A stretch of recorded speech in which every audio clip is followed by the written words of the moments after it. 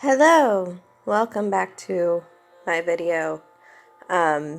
If you clicked on this, I assume it's because you're just as bored as I am and have nothing better to do at the moment.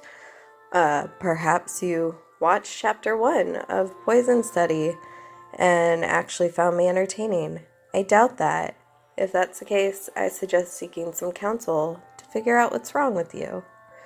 But I'm back. We're here to do chapter 2 of Poison Study. Hopefully, I can actually record it in just 1 or 2 videos instead of 5, but we shall see. Alright, let's play. Poison Study.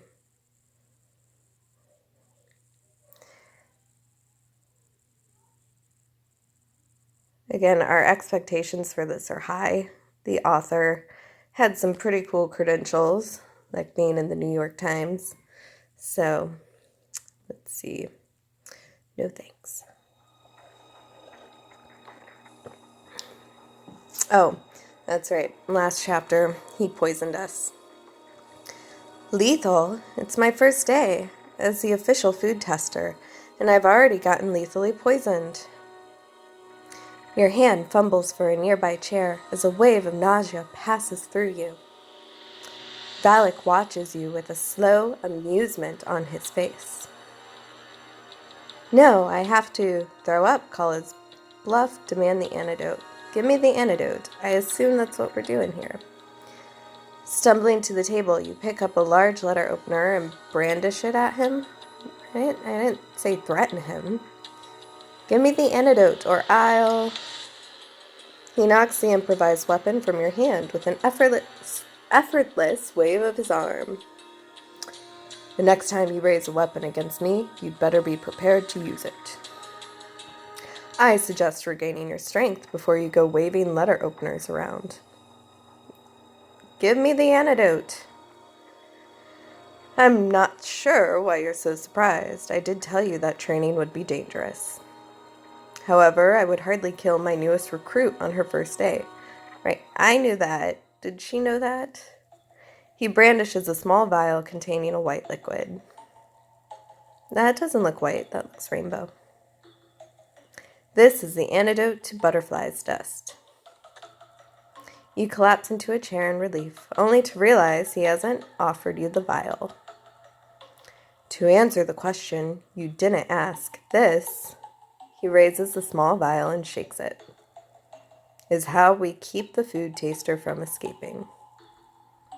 By poisoning us? Lavender, you confessed to murder. We'd be fools to allow you to serve without some guarantee. He twirls the vial in the sunlight, examining it with delight. You need a daily dose of this to stay alive. It keeps the poison from killing you, as long as you show up each morning in my office. Miss one day and you'll be dead by the next. Commit a crime or an act of treason and you'll be sent back to the dungeon until the poison takes you. I would avoid that fate if I were you. So I play by the rules or die. That's practical, smart, fair. Practical.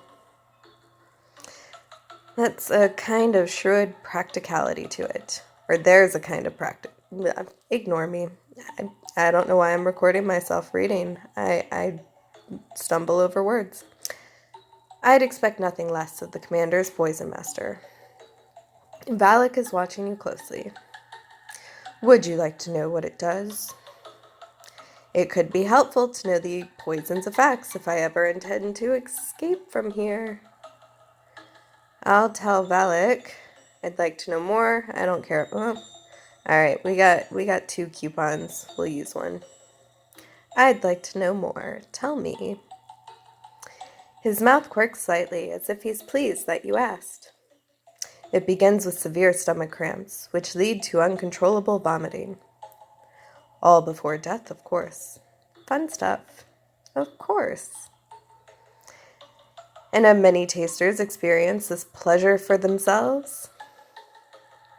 It's better not to dwell on such things, isn't it? After all, you'll never have to experience it yourself, as long as you follow the commander's rules.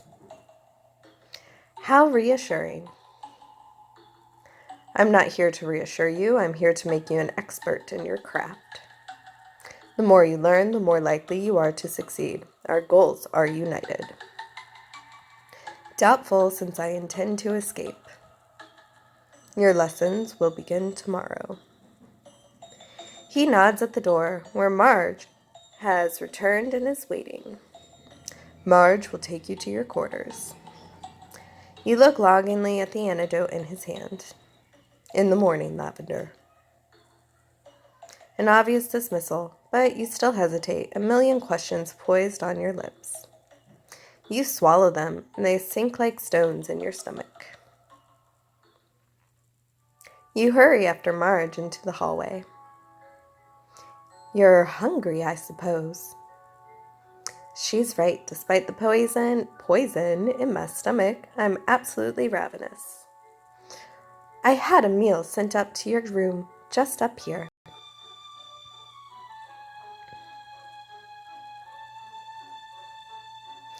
She turns into a small, sparsely decorated room. A bowl of something is waiting on the desk. Stew. Eat.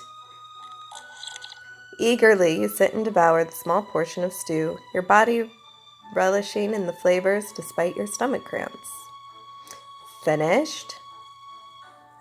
Oh, yes, thank you. Is there more? Not till I lick the bowl. Let's lick the bowl. I'd expect no less. Too starved to be embarrassed, you lick it clean, trying to avoid Marge's disapproving gaze.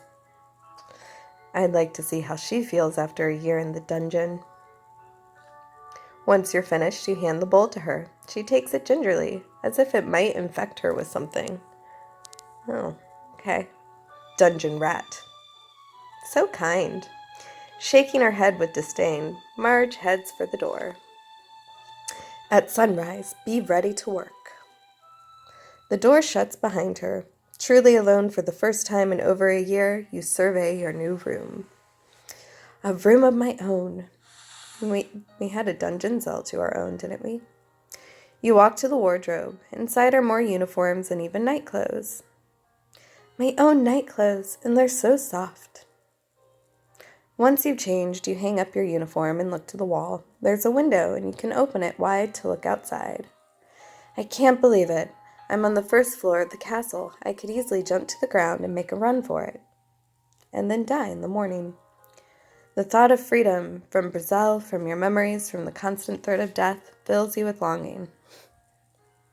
Freedom. I'd escape to the woods where no one can find me, the city where I can blend in, another country too far away to pursue, and run away to another country, but we had to figure out the dust.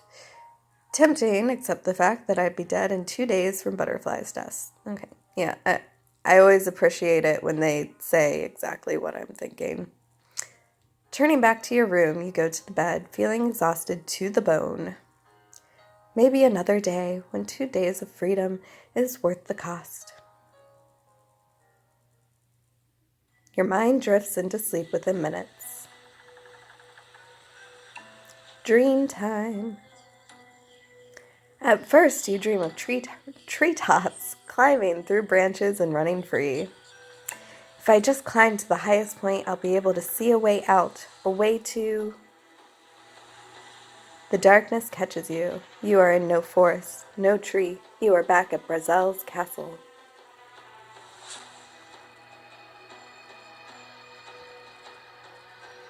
I am back with him, with General Brazel and Rayad.